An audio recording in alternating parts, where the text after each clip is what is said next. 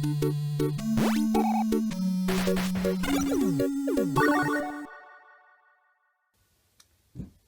guys, welcome to another Fly the Consoles video. Today I thought I'd bring you a repair guide for fixing older controllers. You might find with your old controllers, like for NES or Master System, that the buttons don't seem to be very responsive. You might have to push them in quite hard until it'll actually do what you want it to.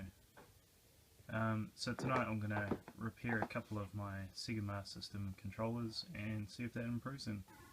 So at the moment I'm playing Altered Beast, and the number 1 and 2 buttons on the control pad being very delayed, spongy, not responsive. So it pretty much makes gameplay on a game like this impossible. You want to be able to punch and kick at the right time, or you die like that. So I'm going to repair this controller and plug it back in afterwards and see if we get a better gameplay out of it. Okay, so for this process we're going to open up the controller and clean the contacts, which are the surfaces between the button and the circuit board. There's going to be a couple of tools that we need. Obviously we're going to need a screwdriver to open up the controller, and then to clean it, some isopropyl alcohol and a cotton bud. So first step is to open up the case.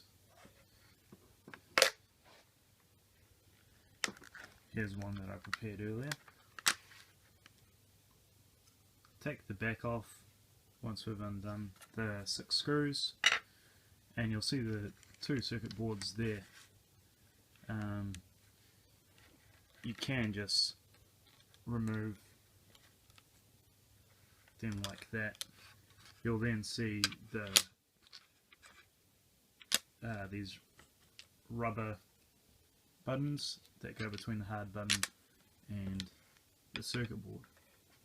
Now I notice on the circuit board there's a lot of dirt, corrosion. Also in here it's not the nicest looking. There's lots of dirt getting there over the years.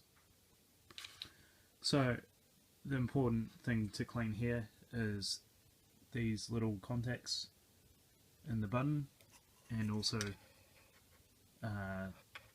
these parts here on the circuit board. At the moment there'll be dirt blocking the connection, and that's why you have to put extra effort into pushing the buttons.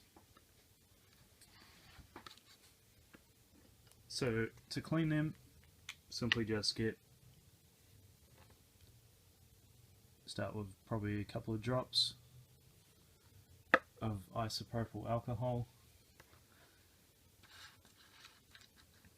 and you'll simply just dab it and wipe it around in there to get off all the dirt. You can see straight away how black that is. Use the other side to wipe it off, and then for the circuit board layer,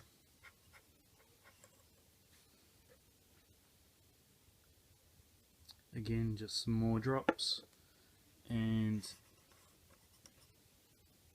just sort of probably in a circular motion go around and clean the contact surface.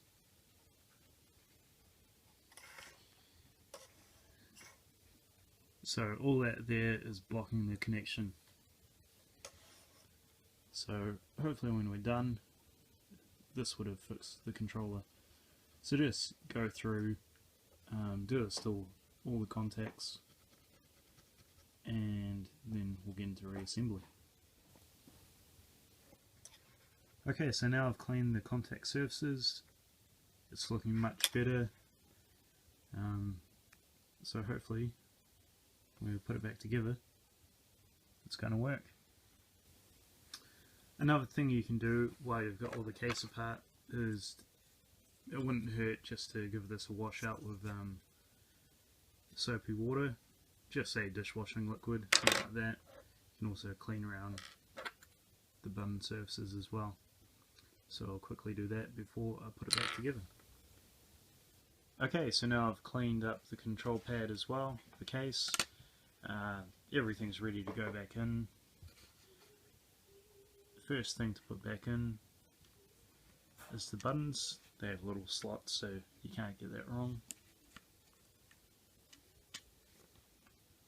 Put in the D-pad, and then we're going to put in these little pads here.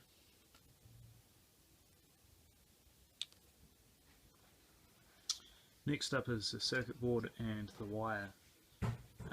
So just line that up with the screw holes,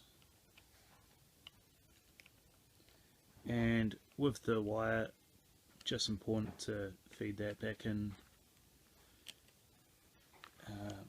between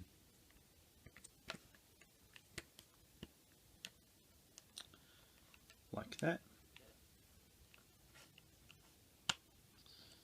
So now it's time to chuck on the case and do up the screws.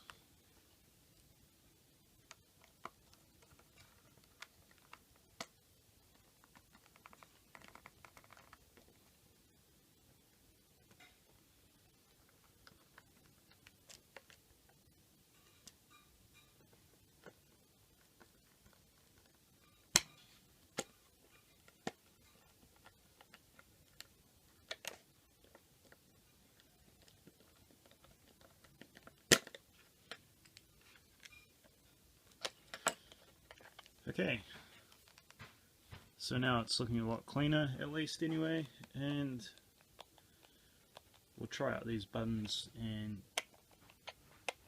see what we get. Okay, so I've put on Altered Beast again, going to test out the controller. First thing I've noticed is the start button, number 1 button, is working a lot better, and when I go up to these ghouly looking guys, I'm able to kick and punch straight away, so quite happy with that. This controller was pretty much couldn't use it before, and I don't actually have too many of these, so it's good to get it running properly. Okay, thanks for watching guys, we'll see you next time.